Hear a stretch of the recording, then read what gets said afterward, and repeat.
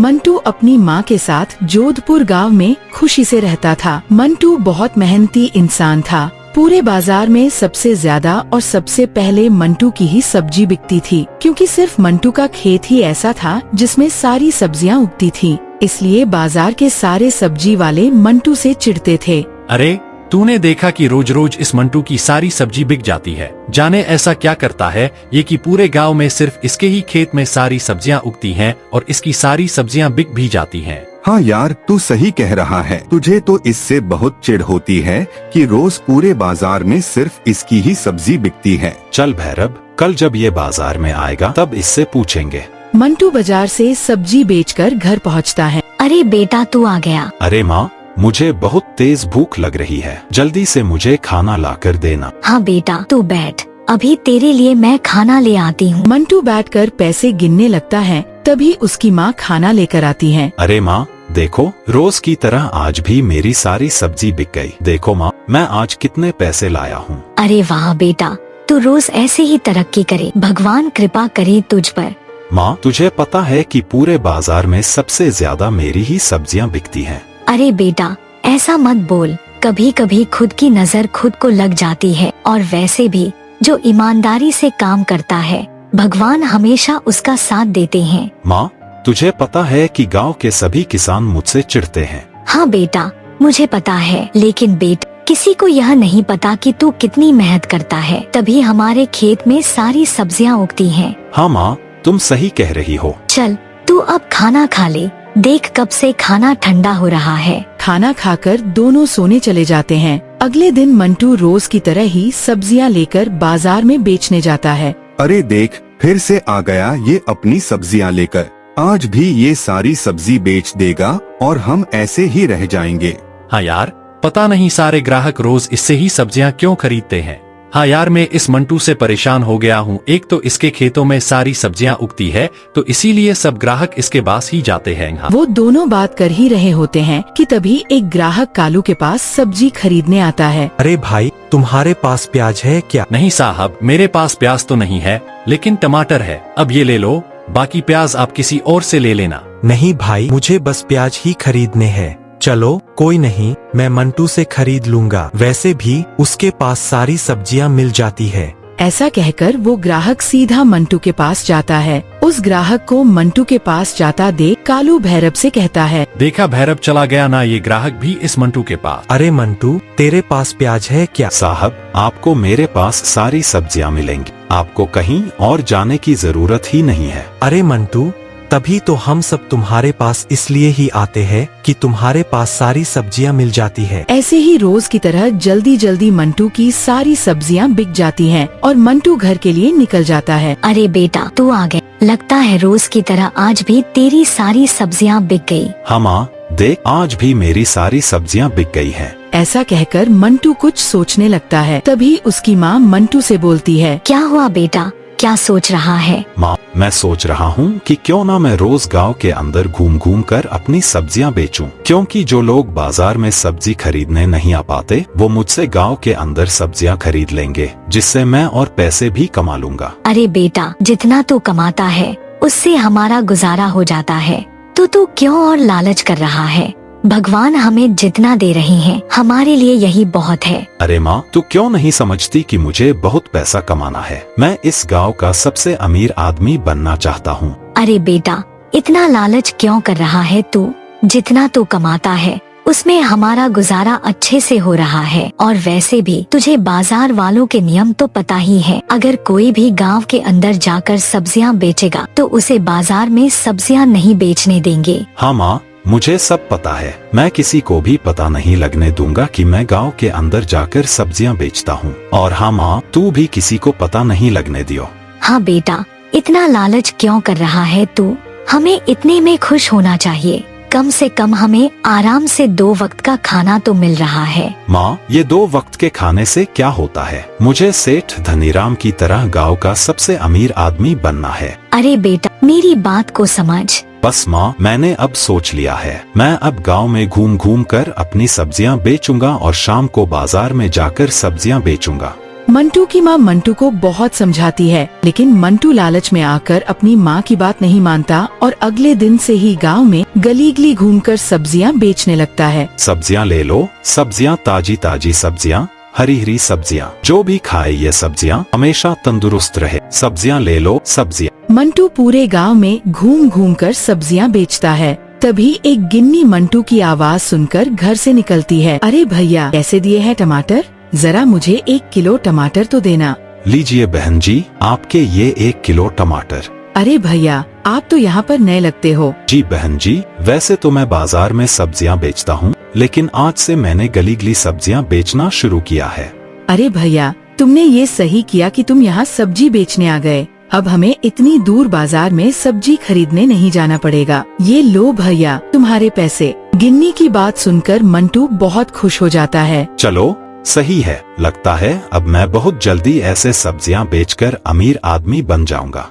सब्जियां ले लो सब्जियां। मंटू ऐसे ही गली गली घूम घूम कर अपनी सारी सब्जियां बेच देता है। चलो आज पहले दिन ही मेरी सारी सब्जी बिक गई। चलो अब बाजार जाकर मैं ये बची हुई सब्जियां बेच आता हूँ। मंटू बाजार में जाकर सब्जियां बेचने लगता है। मंटू को इतनी देर से आया कालू कमल से बोलता है। अरे भैरव, आज ये इतनी देरी से सब्जी बेचने क्यों आया है? वैसे तो ये सबसे पहले बाजार में आकर बैठ जाता है। चल इससे पूछ कर आते हैं कि आखिर ये इतनी देरी से क्यों आया और ये इतनी थोड़ी सी सब्जियां लेकर क्यों आए। हाँ, चल इससे पूछ कर आते हैं।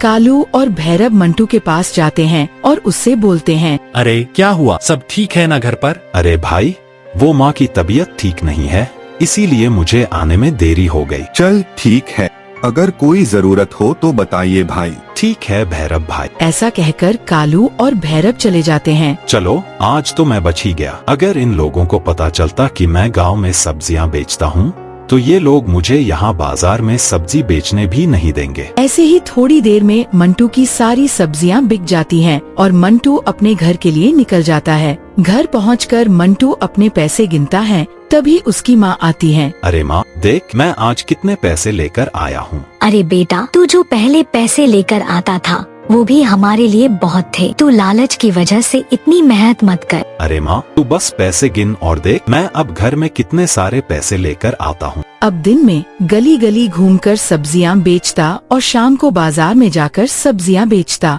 उसको रोज रोज देर से बाजार में आता देख एक दिन कालू भैरव से बोला। अरे यार, ऐसा क्या हुआ है कि ये रोज देर से सब्जी बेचने आता है और सब्जियां भी कम लेकर आता है? अरे छोड़ना, इससे पूछने जाओ तो ये कोई ना कोई बहाना लगा देता है, और वैसे भी हमें इससे क्या लेना। सही है ना कि देरी से आता है, इसकी वजह से हमारी सब्जियां बिक जाती। मंटू सब्जी बेचकर घर चला जाता है। अगले दिन मंटू शाम को सब्जियां बेचने बाजार में जाता है। तभी बाजार में उसके पास गिन्नी आती है। अरे भैया, तुम यहाँ सब्जी बेचते हो, लेकिन आज दिन में तो मैंने आपको गली में सब्जियां बेचते हुए देखा था। गिन्नी की बात सुनकर मंटू घबरा जाता है। हे भगवान, अब मैं क्या करूं? कालू और कमल को पता लग गया कि मैं गली गली घूमकर सब्जियां बेचकर आता हूं, तो वो लोग मुझे बाजार में सब्जी बेचने से मना कर देंगे। अरे भैया, क्या हुआ? वो मैं आज आपसे आलू लेना भूल गई थी, इसलिए मैं यहाँ बाजार में आई और यहाँ आपको बैठे देखा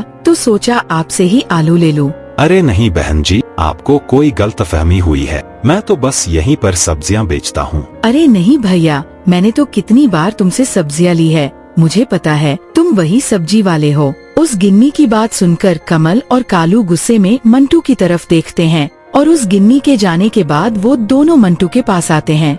अरे क्या रे मंटू, तू गांव के अंदर सब्जियां बेच कर आता है और तू यहाँ पर भी सब्जियां बेचता है? अरे क्या रे मंटू, तू गांव के अंदर सब्जियां बेच कर आता है और तू यहाँ पर भी सब्जियां बेचता है? अच्छा, तो मैं अब समझा कि तू इसलिए रोज देरी से सब्जी बेचने आता है और तभी तो ये थोड़ी सी सब्जी लेकर आता है। उन दोनों को गुस्से में देख मंटू डर जाता है। चल अब जा यहाँ से, और हाँ, यहाँ दोबारा सब्जी बेचने मत आइयो। तू सही है, गांव में जाकर भी सब्जी बेचकर पैसे कमाए और यहाँ बाजार में भी। तो अब यहाँ सब्जी नहीं बेच सकता। चल अब जा यहाँ से, और हाँ, दोबारा कभी तू यहाँ सब्जी बेचता हुआ नजर आया तो बेटा फिर देख तेरी खैर नहीं। हाँ, ठीक है, मैं भी अब यहाँ पर सब्जी बेचने नहीं आऊँगा। यहाँ से ज्यादा पैसे तो मैं गांव में सब्जी बेचकर कमा लेता हूँ। उन तीनों की बात सुनकर बाजार के सब्जी वाले भी वहाँ इकट्ठा हो जाते हैं। सबको इकट्ठा देखकर मंटू डर जाता है और फटाफट वहाँ से भागते हुए घर जाता है। मामा, अरे बेटा, क्या हुआ? तू ऐसे भागते हुए क्यों आ रहा है? सब ठीक तो है ना? अरे माँ, बच गया माँ, मैं तो आज। अरे क्या हुआ, बताएगा भी? अपनी माँ को बाजार में हुई सारी बात बता देता है। अरे बेटा, अब तू क्या करेगा? उन लोगों ने तो बाजार में सब्जी बेचने के लिए रोक लगा दी है। अरे माँ, तू परेशान मत हो, अब मैं सारी सब्जियाँ गांव के अंदर जाकर ही बेचूंगा। अब देखियो माँ कि मैं अब कितना पैसा कमाता हूँ। बेटा, तूने ये सही नहीं किया। तू इतने सालों से बाजार में सब्जी बेचता था और बाजार वाले तेरी कितनी मदद करते थे। तूने ये सही नहीं किया। अरे माँ, तू ये सब छोड़ और मेरे लिए खाना लगा दे, बहुत तेज भूख लग रही है मुझे। मंटू की माँ मंटू को बहुत समझाती है, लेकिन मंटू अपनी माँ की बात बिल्कुल नहीं समझता और अगले ही दिन से गांव में गली गली घूमकर सब्जियां बेचने लगता है। सब्जियां ले लो, सब्जियां ताजी ताजी सब्जी, हरी हरी सब्जियां, जो भी खाए ये सब्जियां हमेशा तंदुरुस्त रहे। सब्जियां ले लो, सब्जियां। पक्षी मंटू की आवाज सुनकर उसके पास आता है। अरे भाई, कैसे दिया आलू? जरा मुझे 1 किलो आलू तो देना। लीजिए साहब, आपके 1 किलो आलू। उस पक्षी को 1 किलो आलू देता है और आगे सब्जी बेचने के लिए निकल जाता है। धीरे धीरे मंटू की सारी सब्जी बिक जाती है। अरे वाह, मेरी तो सारी सब्जी बिक गई और आज तो मैंने बहुत सारे पैसे भी कमा लिए। अगर ऐसे ही मैं रोज रोज पैसे कमाऊं तो जल्दी मैं इस गांव का सबसे अमीर आदमी बन जाऊंगा। ऐसा कहकर मंटू अपने घर की तरफ जा रहा होता है कि तभी थोड़ी दूर पर जमीन पर पड़े केले के छिलके पर मंटू का पैर पड़ जाता है और वह धम से नीचे गिर जाता है। माँ, लग गई रे, मर गया रे मैं, कोई उठाओ मुझे। मंटू दर्द में चिल्ला रहा होता है कि तभी वहाँ से भैरव और कालू जा रहे होते हैं। कालू की नजर मंटू पर पड़ती है। अरे भैरव देख, वो मंटू है ना? अरे हाँ, वो तो मंटू ही है। चल कर देखते हैं कि उसे क्या हुआ है। वो दोनों जल्दी जल्दी मंटू के पास जाते हैं।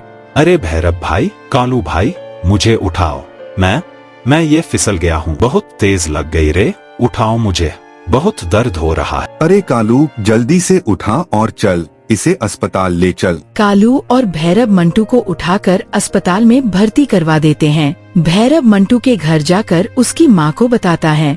अरे डॉक्टर साहब, मेरे बेटे को क्या हुआ? ये उठ क्यों नहीं पा रहा है? इसे आखिर क्या हो गया है? माँ जी, आपके बेटे की कमर की हड्डी टूट गई है, अब ये कभी उठ नहीं पाएगा। नहीं डॉक्टर साहब, आप ये क्या कह रहे हो? हाँ मंटू, तुम अब कभी उठ नहीं पाओगे। माँ, मैं अब कभी उठ नहीं पाऊंगा। माँ, मैं अब अमीर आदमी कैसे बनूंगा? माँ, बताना माँ, मैं क्या करूँगा? मैंने तुझसे कहा था कि तू इतना लालच मत कर। अगर तू इतना लालच नहीं करता, गली गली जाकर सब्जियां नहीं बेचता, तो शायद आज तेरा ये हाल नहीं होता। मैंने तुझसे पहले ही कहा था, तू इतना लालच मत कर, लेकिन तूने मेरी बात नहीं मानी।